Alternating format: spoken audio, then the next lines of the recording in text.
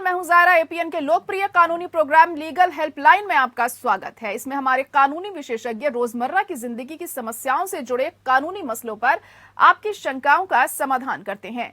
आप भी इस प्रोग्राम से जुड़ सकते हैं और फोन करके कानूनी राय ले सकते हैं। आज हम आपको प्रॉपर्टी धोखाधड़ी से जुड़ी जानकारी देंगे, साथ ही संपत्ति से जुड़ी कानूनी समस्याओं का समाधान भी करेंगे। न्यायालयों में लंबित सभी मामलों में से कम 2/3 संपत्ति या संपत्ति संबंधित धोखाधड़ी से जुड़े हैं।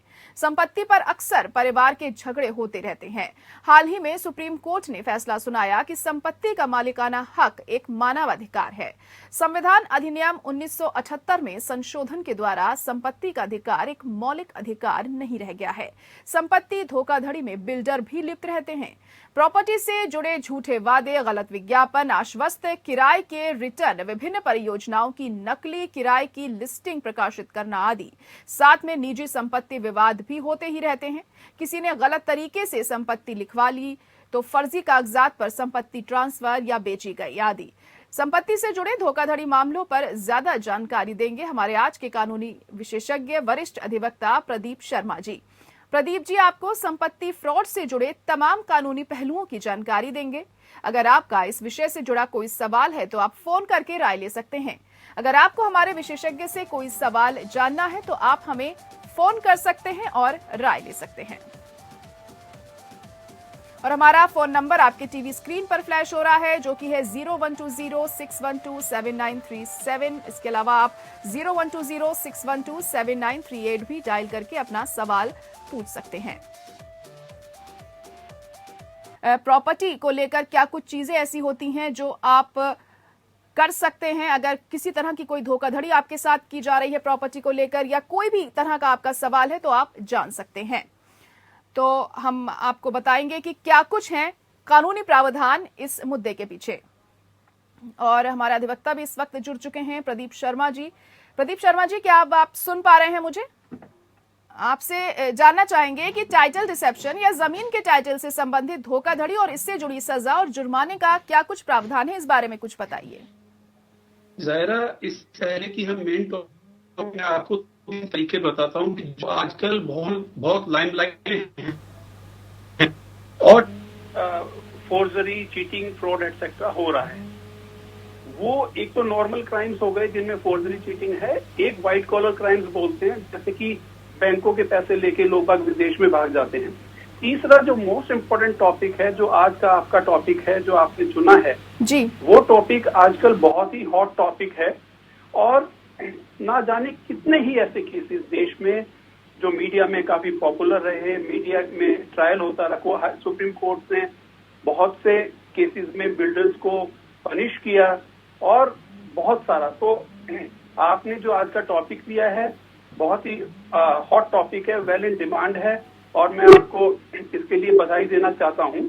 अब मैं आपको ज़ाहिरा एक बात बताना चाहता हूं कि बेसिकली प्रॉपर्टी के डिस्प्यूट्स जब भी होते हैं तो किस किस तरीके से आप, जो सबसे पहला क्वेश्चन किसी प्रॉपर्टी का जब भी आता है वो सबसे पहले आता है कि कौन है जो वैलिड डॉक्यूमेंट हो जिसके बारे में ट्रांसफर अगर आप प्रॉपर्टी करना चाहें। हम जब प्रॉपर्टी को लेते हैं तो इसको 3 या 4 तरीकों से हम किसी के नाम प्रॉपर्टी को ट्रांसफर कर सकते हैं।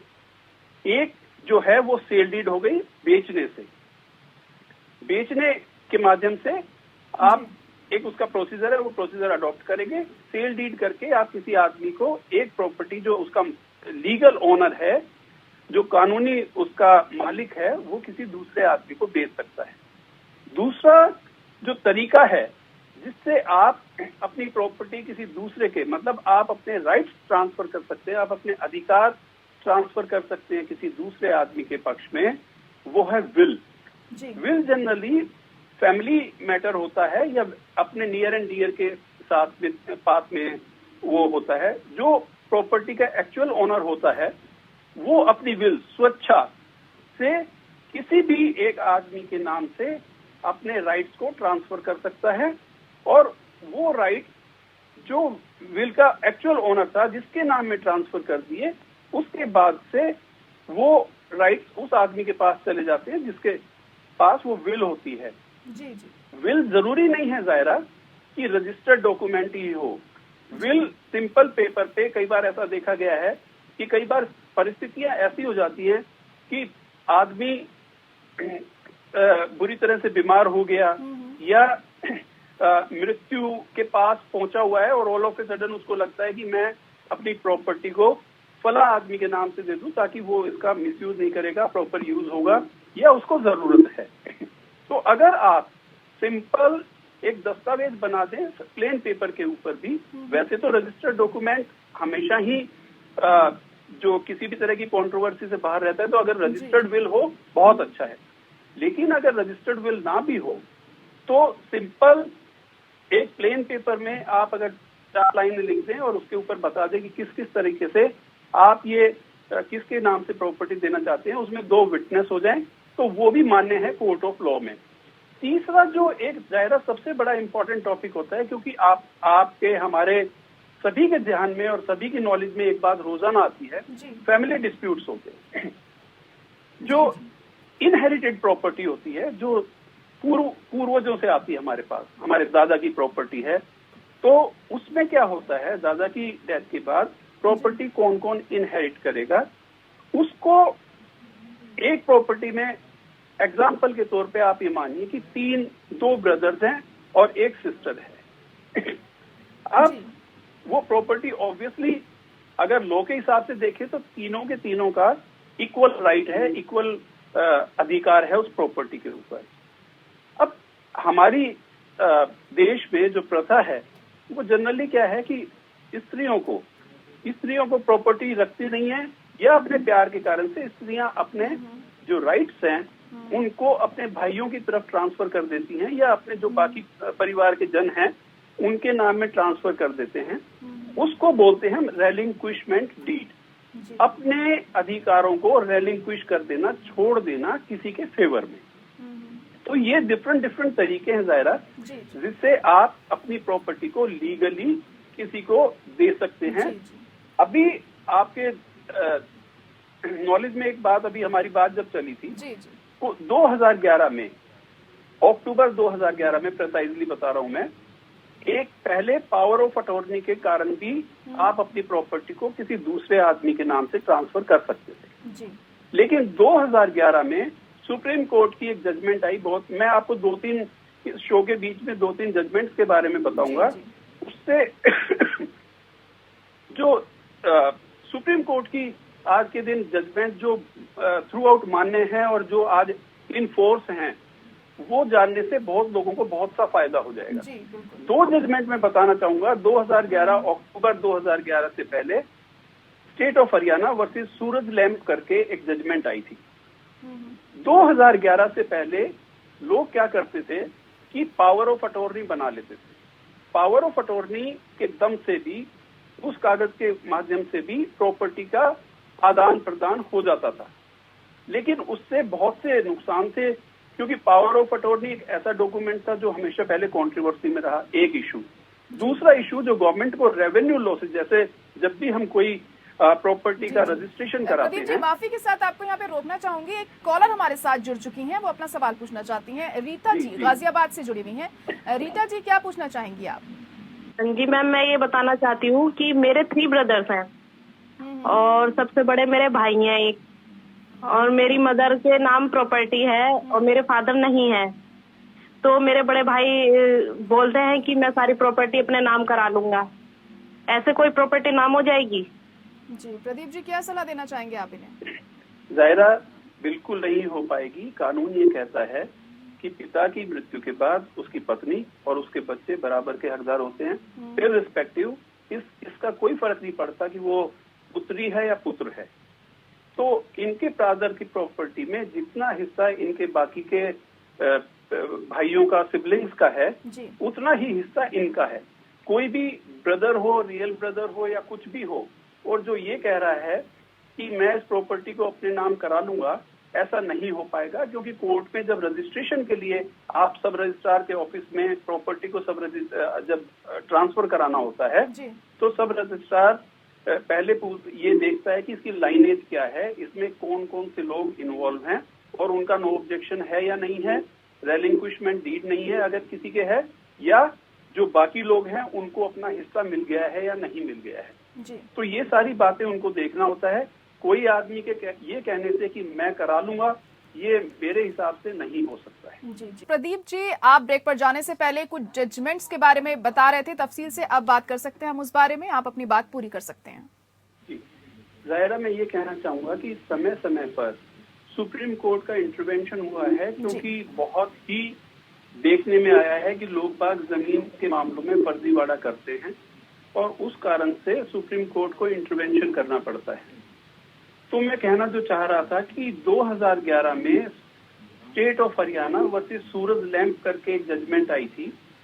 उसके बाद से ये चौथा, और जो इससे पहले एक अक्सर ये एक प्रोसीजर था और लोग बाग उसी को अडॉप्ट करते थे कि वो अपना जो प्रॉपर्टी को ट्रांसफर करते थे वो पावर और अथॉरिटी के माध्यम से कर देते थे। एक कॉलर भी इस वक्त हमारे साथ जुड़ चुके हैं, विनोद गोयल जी। विनोद गोयल जी, अपना सवाल पूछ सकते हैं आप।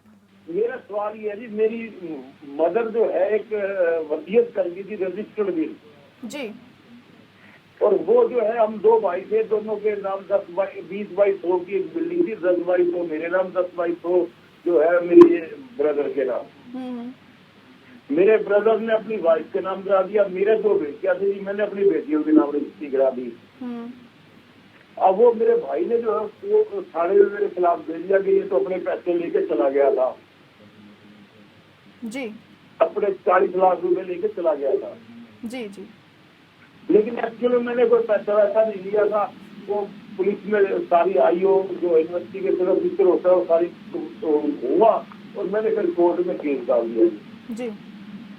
तो अब क्या होना चाहिए जी क्या प्रदीप जी, आप सलाह क्या देना चाहेंगे इन्हें? ज्यादा जो विल है देखना ये होगा कि ये क्या फाइनल विल थी या नहीं थी, क्योंकि एक बार अगर रजिस्टर्ड विल हो भी तो जो ओनर है उसके पास ये राइट रहता है कि अगर वो टर्म्स एंड कंडीशन किसी भी स्टेज पे अपनी डेथ से पहले अगर विल में करना चाहे तो वो उसका लीगल राइट है। अगर इनकी ये फाइनल विल है, मतलब इसके बाद कोई फाइनल विल बनी नहीं और ये विल रजिस्टर्ड डॉक्यूमेंट है, तो फिर ये मान्य है कोर्ट ऑफ लॉ में जो भी टर्म्स एंड कंडीशन उसके विल के अंदर लिखी गई है वो फाइनल है जी। अब अगर इनके ब्रदर ने अगर ये फाइनल विल है और इनकी बिना कंसेंट के किसी को प्रॉपर्टी बेच दी तो 2 चीजें ये कर सकते हैं। एक तो ये पुलिस में कंप्लेंट लिखा दें कि ऐसे ऐसे ये विल है और ये फाइनल विल है। ये वर्ड बहुत जरूरी है क्योंकि विल जो फाइनल होगी वही कोर्ट में मान्य होगी जी। तो वो ये बताएं कि इसके बाद कोई विल रजिस्टर्ड नहीं है, उसका एक ये सर्टिफिकेट सब रजिस्ट्रार ऑफिस से ले लें कि इसके बाद जिन भी लेडी ने, इनकी मदर ने जो विल बनाई है उसके बाद कोई नई विल किसी तरह की कोई एग्जिस्ट नहीं करती है जी। उस विल का हवाला लेते हुए पुलिस में कंप्लेंट डलवाएं कि मेरे सिग्नेचर फोर्स करके या किसी भी कोई फोर्जरी टेक्निक्स अडॉप्ट करके मेरे ब्रदर ने ऐसे ऐसे चीट कर लिया, ना मैंने अपने राइट्स उनको रेलिक्विश किए हैं, ना मैंने उनको कोई परमिशन या कंसेंट दी है किसी भी माध्यम से कि वो इस प्रॉपर्टी को किसी को बेच दे, और ना ही मैंने अपना हिस्सा जो भी अगर सेल प्राइस है वो मुझे किसी भी तरीके से प्राप्त हुआ है, क्योंकि जब इसके ब्रदर ने सेल किया होगा तो उसमें सेल कंसीडरेशन किसी भी रजिस्टर्ड डॉक्यूमेंट में सेल डीड जब बनती है तो सेल कंसीडरेशन आता है जी। और ये भी आता है कि इसकी लाइनेज क्या है, कैसे कैसे किस आदमी के नाम ट्रांसफर हुई है प्रॉपर्टी।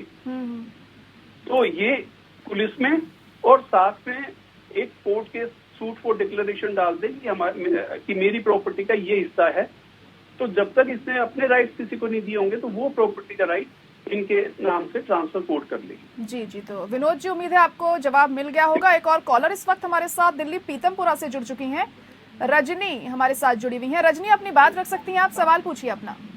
हाँ जी, मैं पीतमपुरा से बोल रही हूँ। जी कहिए। हाँ जी, आप मुझे सुन पा रहे हैं? जी जी, हम सुन पा रहे हैं, अपनी बात रखिए। हाँ जी, मैं 2004 से एक ही फ्लैट में मैं ओनर हूँ, मेरे नाम ही रजिस्ट्री है और 2008 में मेरे हस्बैंड गुजर गए थे। तो उसके बाद हम एक फैमिली की तरह मैं अपने सास ससुर के साथ ही रह रही थी। और अभी थोड़े दिनों पहले 4-5 साल पहले हमारा आपस में कुछ डिस्प्यूट हो गया और वो मेरी ननद के नाम सारा पैसा और प्रॉपर्टी करना चाहते हैं और मेरे घर में नीचे एक पार्ट पे कब्जा करके बैठे हैं जी। मतलब मुझे अंदर एंटर करने की परमिशन नहीं है और वो अंदर आते ही बोलते हैं हम सीनियर सिटीजन हैं और हमें एक बहू घर से बाहर निकाल रही है। वो हंगामा करने लग जाते हैं और पुलिस में कंप्लेन कोर्ट केस वगैरह सब कर दिया।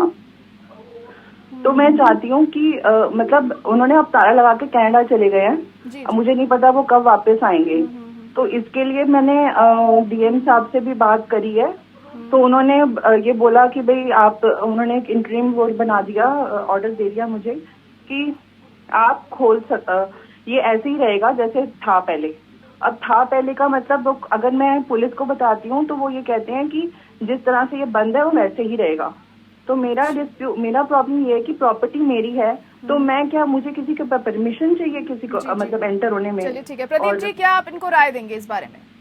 मेरी गवर्नमेंट अगर ये प्रॉपर्टी इनके नाम से है, रजिस्टर्ड डॉक्यूमेंट है जी, तो ये उससे मालिकाना है, कोई भी इनको इनके अधिकार से वंचित नहीं कर सकता है। अभी मैं जो सुन पाया जी, इनके इन लॉज जो है वो उसके ऊपर ताला लगा के चले गए। किसी भी इन लॉज, क्योंकि गार्जियन एंड वार्ड एक्ट होता है जिसमें संतान अपने पेरेंट्स को मेंटेन करने के लिए बाध्य होती है। अगर प्रॉपर्टी फादर एंड मदर की है बाई चांस और बच्चा उसमें मतलब उनका बेटा तो कीजिए साथ रह रहा है, बेटा मैरिड है और वो ये चाहे कि मैं अपने माँ बाप को परेशान भी करूं और इस घर पे रहता भी रहूं, क्योंकि माँ बाप के पास जब वृद्ध अवस्था में इतने मीन्स नहीं होते हैं, इतने कई बार पैसे भी नहीं होते हैं, फिजिकली भी वो वीक होते हैं, तो डीएम के पास, डिप्टी डिस्ट्रिक्ट मजिस्ट्रेट के पास वो एक अपनी एप्लीकेशन लगाते हैं। वो एक प्रोसीजर है गार्जियन एंड वार्ड एक्ट के अंदर। लेकिन अब प्रॉपर्टी क्योंकि इनके नाम से है जी, ये मैं एक छोटा सा उदाहरण देना चाहूंगा इस बारे में जी। सपोज कीजिए आप 4 दिन के लिए किसी हॉलिडे में चले गए, एक प्रॉपर्टी आपकी है, आप उसके मालिक हैं, पीछे से कोई भी आदमी कोई भी उस पे आकर ताला लगा देता है। उस स्थिति में क्या ये प्रॉपर्टी जो आदमी ताला लगा देगा उसकी हो जाएगी? आंसर है नो। जो मालिक है वो मालिक है। अगर इनके पास उससे, और कोर्ट ने तो कहा कि अब देखना ये है कि स्टेटस को जो इन्होंने कहा कि जो डीएम साहब ने इनको बोला है कि वो जो स्थिति वो ही रहे, अब वो स्टेटस को किस चीज के ऊपर है वो देखना पड़ेगा। इस चीज पे है कि भाई जो आज की स्थिति है वो बनी रहेगी, तो आज की स्थिति तो ये है कि उस पर ताला लगा हुआ है और ये उस बात को झुठला नहीं पाएंगी, क्योंकि इन्होंने जो एप्लीकेशन डीएम साहब के सामने लगाई होगी वो भी कोर्ट हेल्ड करते हैं जी। तो अगर उनके सामने एप्लीकेशन लगाई होगी उसमें अपने फैक्ट्स को मेंशन किया होगा कि क्या क्या इनकी परिस्थितियां हैं, क्या क्या कंडीशंस थी, उसमें मेंशन किया होगा कि ताला लगा है। अब अगर ये ताला तोड़ेंगी तो फिर वो क्राइम हो जाएगा। तो डीएम साहब के पास जाएं कि आपने मॉडिफिकेशन ऑफ ऑर्डर की एप्लीकेशन लगाएं कि मैं इसमें मैं मालिक हूँ, इसी तरह से मालिक हूँ और ये इसमें, और डीएम साहब अगर नहीं कहीं ना कहीं ये माना जा सकता है वो उन्हीं की प्रॉपर्टी है तो उन्हीं की रहेगी, भले ही कोई उस पर ताला लगा दिए। और अगर इनके जो इन-लॉज हैं वो अगर बाद में आते भी हैं तो उनके खिलाफ भी केस हो सकता है, क्योंकि इस तरीके से उन्होंने अवैध तरीके से इस पर ताला लगाया। चलिए, बहुत शुक्रिया प्रदीप जी हमारे साथ जुड़ने के लिए, और रजनी जी आपका भी बहुत शुक्रिया हमें कॉल करने के लिए। तो इसी के साथ लीगल हेल्पलाइन में आज के लिए इतना ही। मुझे दीजिए इजाजत, नमस्कार।